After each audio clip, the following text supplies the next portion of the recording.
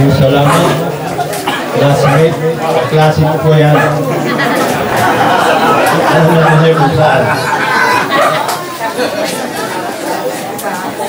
Una sa lahat, binabati ko ng happy birthday si Eric sa kanyang 25th birthday.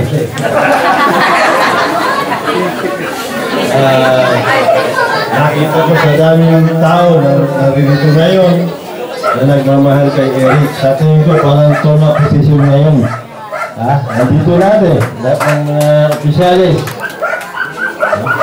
Maraming nagmamahal. Kanina, galing na kami sa Lidong. Ang layo ng Lidong. Sa mapa ng kalsada, kala namin, hindi na kami makaabot dito.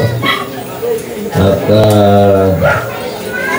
dito sa atin na kababayan, sa bayan ng Talisay, siguro ato'y kilala na ninyo.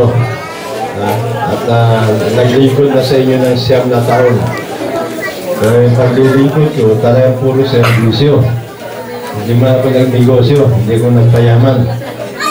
Hindi ko nagpayaman. Kasi ato'y naman, sinasabi ko, servisyo akin, hindi ako mag-negosyo. Ginawa ko na yan, ba't hindi ko gawin ulit? Hindi po ba? At ako'y taas ang aking noo sa Kapitolyo. Iupo ko sa Kapitolyo 9 na taon. Ang gaban ng bayan ay binandayan ko po yan. Walang utang ang Kapitolyo sa panahon ko Bagkos, mayroon pa pong 80 million naka-time deposit nandiyan. Yun ay naka-reserve para sa kung may sakuna, may bagyo, may mga gamit tayo. Hindi tayo aasa sa national. Happy birthday, Eric! At magandang gabi po sa inyo lahat.